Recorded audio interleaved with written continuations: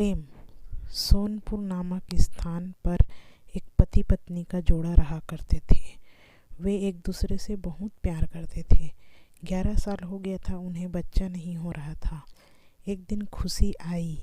दोनों के शादी के 11 साल बाद एक लड़का पैदा हुआ। वो बहुत ही प्रेमी कपल थे और उनका लड़का उनकी आंखों का तारा था। एक सुबह जब वह लड़का तकरीबन 2 साल का था, तब पति ने एक दवाई की बोतल खुली देखी। उसे काम पर जाने के लिए देरी हो रही थी, इसलिए उसने अपनी पत्नी से उस बोतल को ढक्कन लगाने और अलमारी में रखने को कहा। लड़के की मम्मी रसोई घर में तल्लीन थी। वो ये बात पूरी तरह से भूल गई थी कि लड़के ने वो बोतल देखी और खोलने के इरादे से उस बोतल की ओर गया। बोतल के कलर ने उसे मोह लिया था, इसलिए उसने उसमें की दवाई पूरी पी ली थी। उस दवाई के छोटे बच्चों को छोटी सी मात्रा भी जहरीली हो सकती थी।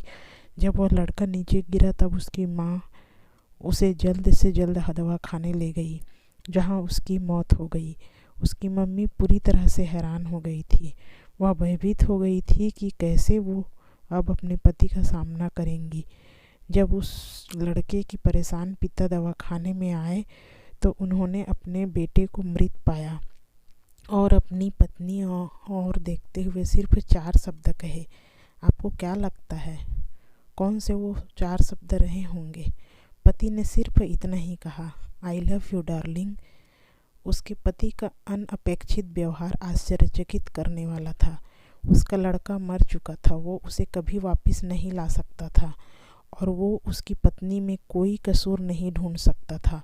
अलावा आगे उसने खुद ने यह बोतल उठा के बाजू में रख दी होती तो आज उसके साथ यह सब न होता। वो किसी पर भी आरोप नहीं लगा सकता था। उसकी पत्नी ने भी उनका इकलौता बेटा खो दिया था। उस समय उसे सिर्फ अपने पति से सहानुभूति और दिलासा चाहिए थी और यही उसके पति ने उस समय उसे दिया। कभी कभी हम इसी में समय व्यर्थ कर देते हैं कि परिस्थिति के लिए कौन जिम्मेदार है या कौन आरोपी है। सब हमारे आपसी रिश्तों में होता है। जहाँ जॉब करते हैं वहाँ या जिन लोगों को हम जानते हैं वो सभी के साथ ऐसा होता है और परिस्थिति के आवेश में आकर हम अपने रिश्तों को भूल जाते हैं और एक दूसरे का सहारा बनने के बजाय एक दूसरे पर आरोप लगाते हैं। कुछ भी हो जाए, हम उस व्यक्ति को कभी भी नहीं भूल सकते जिसे हम प्रेम करते हैं। इसलिए जीवन में जो आसान है उससे प्रेम करो। आपके पास अभी जो है उसे जमा करो और अपनी तकलीफ़ों को विचार एकादशी के बहाने के बजाय उसे भूल जाओ। उन सभी चीज़ों का सामना करो जो आपको अभी मुश्किल लगती है या जिनसे आपको डर लगता है। सामना करने के बाद आप देखेंगे कि वो चीज़ें उतनी मुश्किल नहीं है जितना कि आप पहले सोच रहे थे।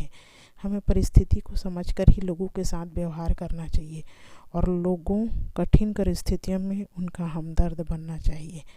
धन्यवाद। दोस्तों, कहानी अच्छी लगे तो प्लीज़ चैनल को सब्सक्राइब कीजिए, लाइक शेयर ज़रूर कीजिए। धन्यवाद।